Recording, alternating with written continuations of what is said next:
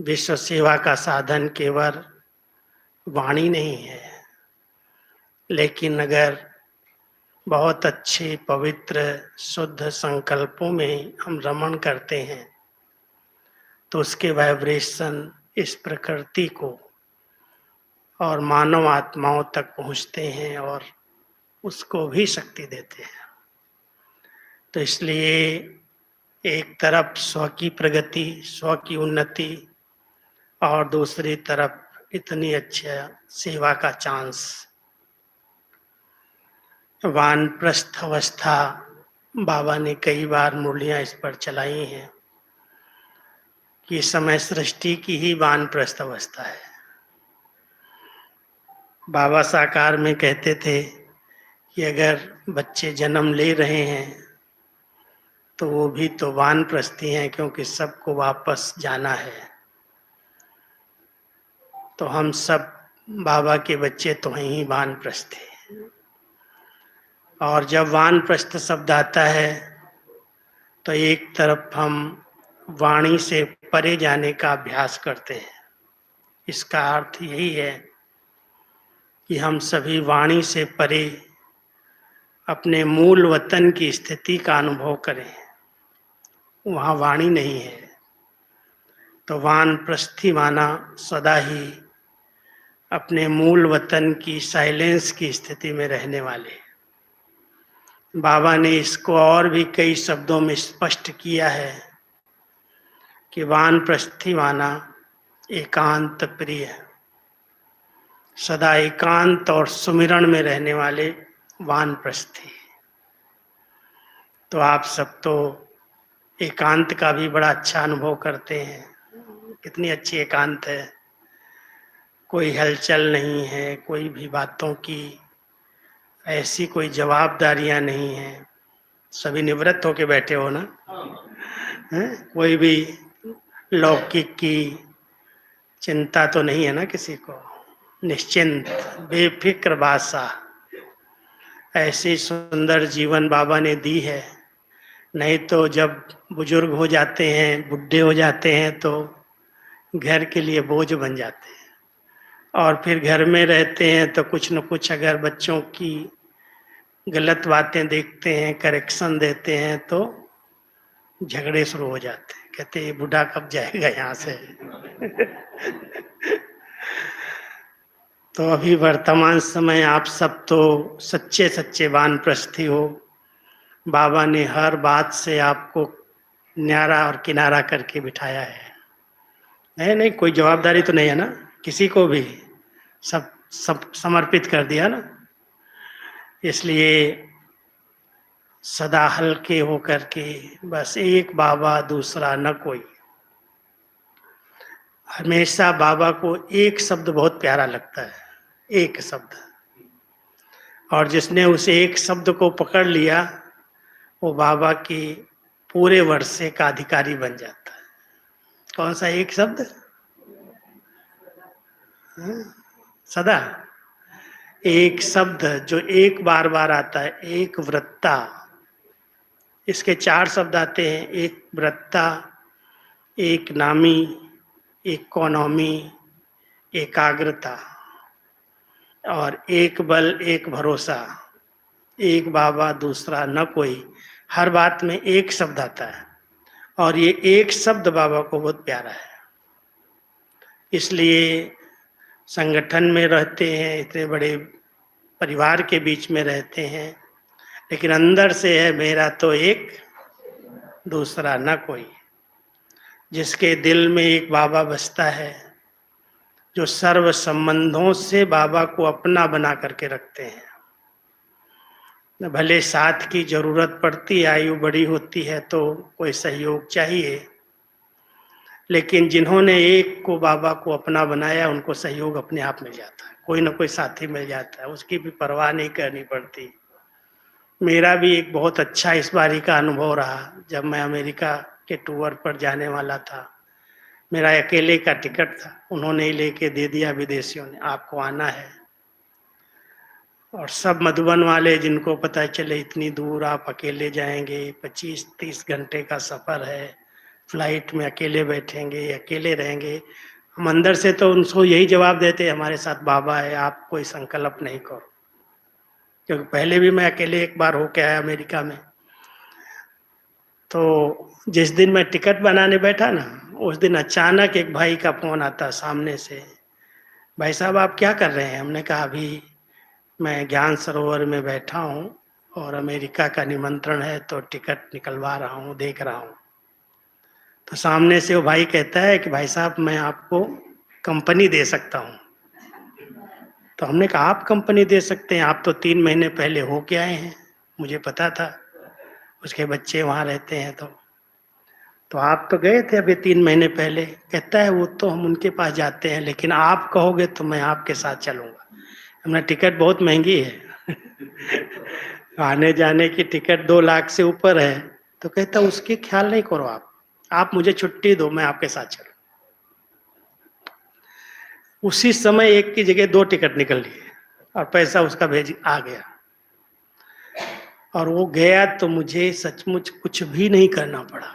मैंने दो दादी जान की कहती ना मैं पर्स उठाती हूँ, ना मैं पासपोर्ट उठाती हूँ मैंने कहा ना मैंने पर्स उठाई, ना पासपोर्ट उठाया, ना टिकट उठाया, सब उसने ही सब कुछ किया।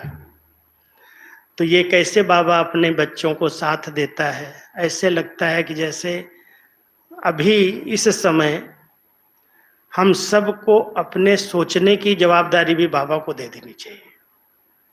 बाबा को एक शब्द बहुत प्रिय लगता है और भी, कहता है जो मेरे बच्चे सच्चे हैं। सच्चाई बाबा को बहुत प्रिय लगती है। सच्चे हैं तो साहेब उन पर राजी रहता है। तो आप सब ने साहेब को राजी किया है ना, है? साहेब राजी है ना, और साहेब राजी है तो माया काजी क्या करेगी, कुछ नहीं कर सकती। तो हम सब ने अगर सच्चाई से जो हूं जैसी हूं जो हूं बाबा तेरी हूं, तेरा हूं, ये तन तेरा, ये मन तेरा, ये धन तेरा, मेरा क्या है। और हमने तो शुरू से यही लक्ष्य रखा है। वैसे भी लौकिक में कोई है नहीं, सब अलौकिक हो गए। बाबा ही हमारा संसार है और जो कुछ कर रहे हैं बाबा के लिए कर रहे हैं। बाबा कराने वाला करा रहा है। ना मुझे अपनी प्रॉपर्टी बनानी है, ना मुझे अपनी दुकान घर बनाना है। अकेले आए हैं, अकेले जाना है, और बाबा ही संसार है। तो जब बाबा ही संसार है, बाबा को ही सब समर्पित है, और अपनी कोई ना बैंक बैलेंस है, ना अपनी कोई प्रॉपर्टी है, ना अपनी मकान और दुकान है, ना स्थान है। एक छोटा सा कमरा है, वो भी अपना नहीं है। कितने कमरे हम लोगों ने 50 साल में चेंज किए होंगे, इधर से इधर, इधर से इधर। तो ना अपनी चारपाई है। बाबा ने जहाँ रखा है प्यार से रहे हैं। बाबा कहता है 2 रोटी खाओ, प्रभु के गुण गाओ, और क्या चाहिए। तो इस वानप्रस्थ अवस्था के अंदर एक वृत्ता स्थिति है। क्या चाहिए मुझे? बाबा प्यार से 2 रोटी खिला रहा है, और जो कुछ आपका था वो सफल करा दिया, सफल हो गया, सब बाबा के यज्ञ में आ गया।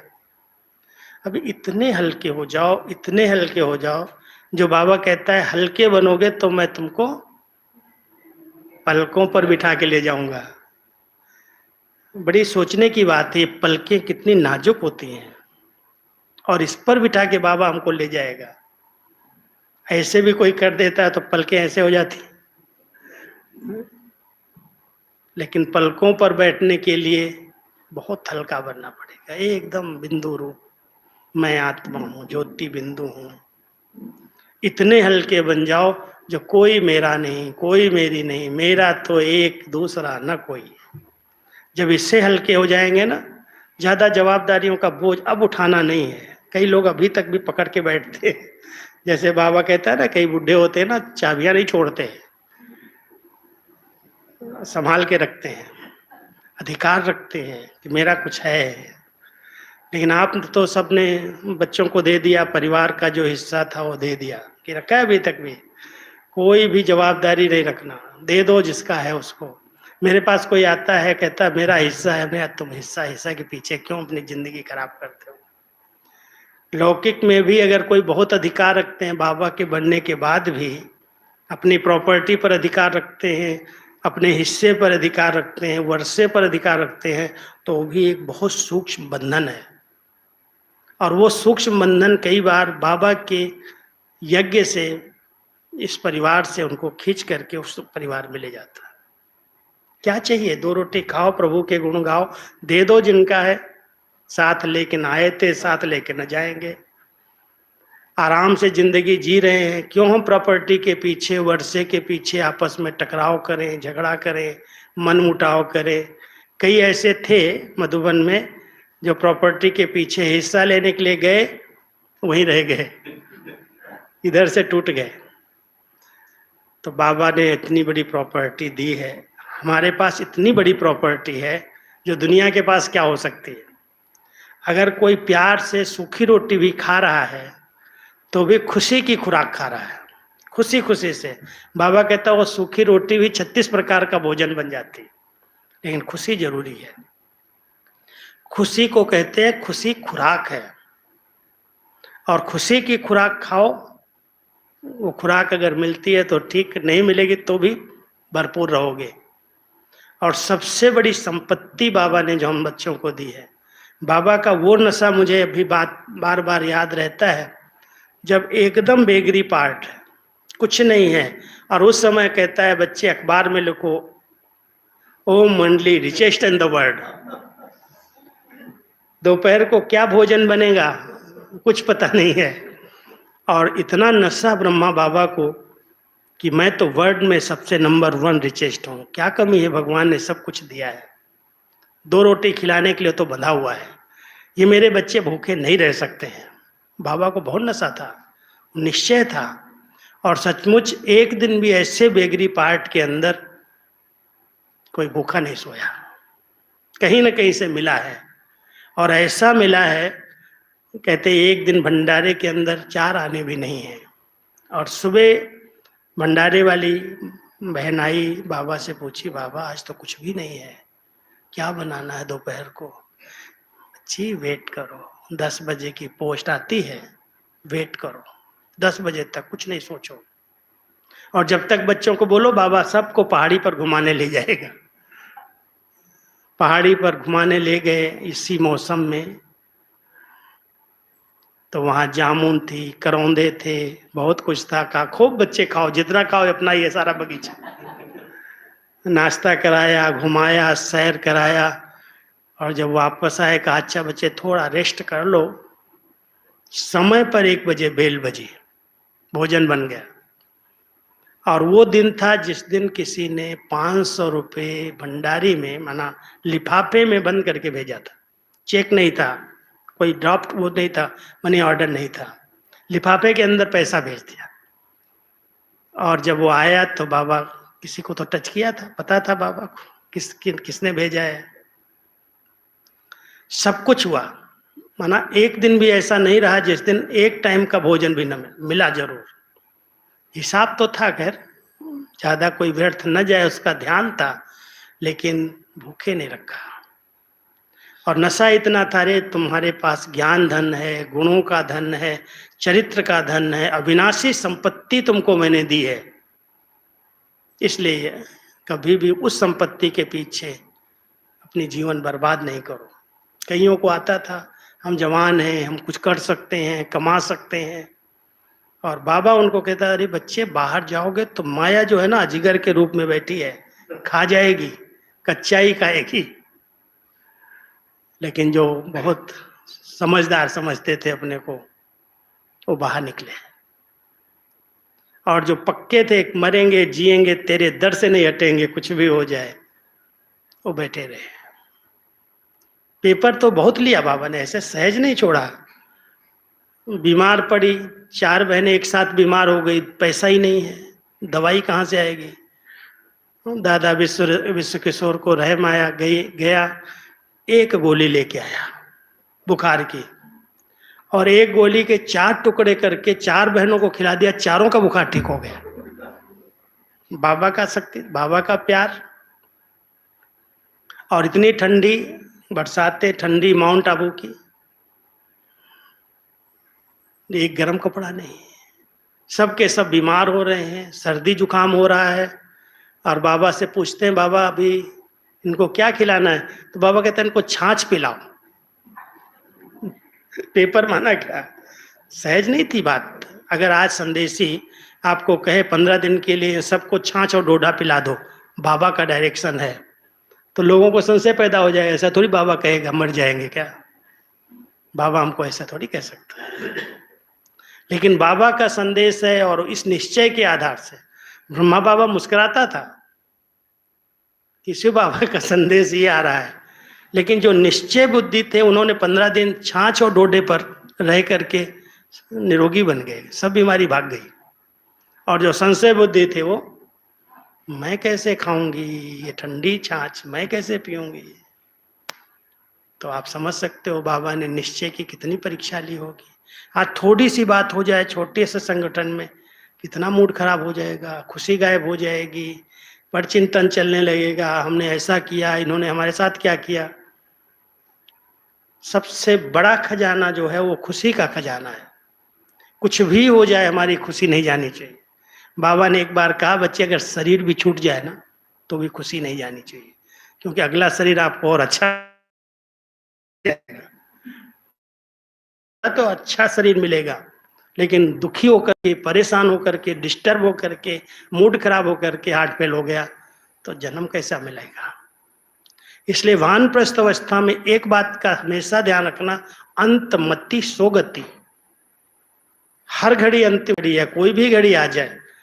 हम तो वानप्रस्थी कह रहे हैं, लेकिन आज जो अपने को जवान समझते हैं, आज एक भाई मिला अभी थोड़ी देर पहले, यहाँ सेवा कर रहा है, समर्पित है बाबा के घर में, और उसका बच्चा 40 साल का, शादी की एक बेटी, और अचानक हुआ हार्ट फेल हो गया। माँ बाप बैठे हैं, बच्चे चले जाते हैं, तो कोई की श्वास का तो कोई भरोसा ही नहीं है। अचानक सब जा रहे हैं, कब कौन चला जाएगा मालूम ही नहीं। इसलिए हर घड़ी अंतिम घड़ी समझ करके अंत मति सो गति मेरी हो। इसलिए कभी भी कोई भी बात हो जाए, इसको डिस्टर्ब होने नहीं देना। बातें आती हैं, चली जाती हैं। संगठन है, संस्कार है, हिसाब किताब है। उस दिन मम्मा की मुरली सुनी होगी, सुनी है ना? प्यार से सुनी, समझ में आई क्या मम्मा कह रही थी? आज 61 में मम्मा ने ये शिक्षाएं दी है। मैं जब निकाली मुरली, मेरे हाथ में आई, मैंने कहा ये तो मैंने भी पहली बार सुनी। मैंने उसी समय बनाई 5 महीने पहले। नहीं, ये मुरली मैं अभी सबको भेजूंगा, समय अनुसार ऐसी बात चाहिए। अरे हमारे पास ऐसे पेपर, हम तो शायद भगवान ने मिला है, संशय पैदा कर देते। पेपर आया, शरीर का पेपर आया, धन का पेपर आया, संबंधों का पेपर आया। जो अपने दोस्त से वो दुश्मन बन गए, जिनसे हम बहुत विश्वास करते थे उन्होंने विश्वासघात कर दिया। और मम्मा कहती है नथिंग न्यू, ये तुम्हारा कोई पिछला हिसाब किताब चुकता हो रहा है। इतना ऊंचा ज्ञान, भगवान में संशय नहीं आना चाहिए। बाकी कोई भी हिसाब किताब शरीर के, कोई भी हिसाब किताब संबंधों के आए, नथिंग न्यू। मैंने कुछ किया होगा, पिछले जन्मों में बहुत कुछ किया है, और अभी बात आई है बहुत अच्छी ज्ञान योग की शक्ति से। ज्ञान योग की शक्ति से, किसी व्यक्ति की शक्ति से नहीं। कई बार थोड़ा सा पेपर आता है, इसको सुनाया, उसको सुनाया, इससे राय लिया, उससे राय लिया, और उसने जो बात कही उसी अनुसार चलने लगे। बाबा की जो श्रीमत है उसमें कहीं ना कहीं परमत मिक्स हो गई। कुछ मन मत मिक्स किया, कुछ परमत मिक्स किया। इसलिए ध्यान देना, हमें बाबा की जो श्रेष्ठ मत है, कुछ भी हो जाए, कोई भी बातें आती हैं, बाबा को ही सुनाओ, बहुत सच्चे दिल से सुनाओ, सुनेगा। ऐसे नहीं वो सुनता नहीं है, सब कुछ सुनता है, लेकिन बहुत सच्चाई चाहिए। बैठ जाओ ऐसे बाबा के आगे। मैं कई बार कहता हूँ, कहते योग नहीं लगता है, ऐसे पेपर जब आते हैं बुद्धि भटकती है, एकाग्री नहीं होती, कुछ नहीं करो, नहीं होती नहीं होने दो। योग नहीं लगता है, नहीं लगे, कम से कम बाबा को देखो तो। देखने में को तो मजा, देखने में तो कुछ हर्जा नहीं, मेहनत नहीं ना। बाबा की दृष्टि की तरफ आप 5 मिनट एकाग्र होकर के ऐसे देखो, बस कुछ नहीं सोचो। आपको बाबा की दृष्टि इस संसार से उड़ा के ले जाएगी। क्यों मेहनत करें हम? बाबा मिलने के बाद भी अगर योग में, ज्ञान में मेहनत लग रही है, बुद्धि एकाग्र नहीं हो रही है हिसाब किताब कोई भी प्रकार के, उसकी परवाह किए बिना बाबा के सामने बैठ जाओ। बाबा मैंने आपको जीवन दी है, मैंने आपको पहचान करके आपको बाबा कहा है, ऐसे नहीं कहा है। बैठ जाओ बाबा के आगे। मैं कई बार ऐसे अनुभव करता हूँ। पहला समय था जब हमारी दादियाँ हमें गाइड करती रहती थी, कुछ न कुछ इशारे में बोलती थी, ये कर लो, ये करो, ये करो, ये करो। आज 10 लाख का परिवार, बाबा का पार्ट पूरा हो गया। दादियां अव्यक्त वतन में चली गई। अभी इतने बड़े परिवार की पालना बाबा कैसे वतन से करेगा? कर रहा है। कहां कहां कोने कोने में बाबा के बच्चे बैठे हैं। सूक्ष्म सकाश मिल रही है, शक्ति मिल रही है, और मधुबन से समय अनुसार उनको शक्ति प्रेरणाएं भी मिल रही है, डायरेक्शन भी जा रहे हैं। मैं तो बाबा के आगे ऐसे बैठता हूँ, बाबा अभी तो कोई कुछ कहने वाला नहीं है। आपको जो भिजवाना है, आपको जो कहना, मुझे कह दो अभी। लेकिन बुद्धि बड़ी क्लीन, क्लियर, स्वच्छ चाहिए। कभी भी इस बुद्धि को डिस्टर्ब होने नहीं देना, नहीं तो बाबा की टचिंग आएगी और आप कैच नहीं कर पाओगे। मैं इस बात पर बहुत अटेंशन देता हूँ। कुछ भी हो, बातें तो होती हैं, जहाँ सेवाएं हैं, परिवार है, डिपार्टमेंट है, संगठन है, कहाँ नहीं कोई बात होगी। लेकिन वो बातें मेरे मन की स्थिति को डिस्टर्ब न करे, आई और चली जाए। जो करना है कर लिया, उसके बाद सोचना नहीं उसके लिए। अच्छे से अच्छा करो, जो सहयोग दे सकते हैं दे दो। दादी हमेशा एक बात कहती थी, अरे कोई बात हो गई ना, सारी कर लो ना। कहती थी हार मान लो, हारमोनी हो जाएगी।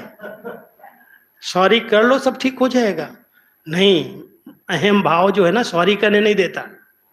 अपना अहंकार, अपनी समझ का, अपनी बुद्धि का, अपने पद का, अपने पोजीशन का अहंकार किस लिए रखना? कोई भी बात हो जाए संगठन के बीच में, छोटी मोटी, डिस्टर्ब नहीं हो। चलो भाई मेरे से गलती हुई, सॉरी। अच्छा उससे हो गई, चुप होकर के उसको क्षमा कर दो, कोई बात नहीं, तुमने जो किया हम माफ करते हैं। दादी कहती थी क्षमा कर दो, क्षमा ले लो, हार मान लो, झगड़ा खत्म हो गया, हारमनी हो गई। सॉरी कर लो। यहाँ तक एक बड़ी रमणीक बात टीचर्स को कहती थी, सारी करने से साड़ी थोड़ी खराब होती। झुकना सीखो, झुकना सीखो। क्वीन मदर का क्या स्लोगन था? झुक झुक, मर मर, सीख सीख। जब मिलो तब यही पाठ पढ़ाती थी और कुछ नहीं बोलती थी। यही संगठन में चलना है ना, बाबा की दुआएं लेनी है, बाबा के घर में रहना है, तो झुकना सीखो, मरना सीखो, सहन करना सीखो, सब ठीक हो जाता है। तो इसलिए बाबा ने हम सबको इतना बड़ा चांस, भाग्य दिया है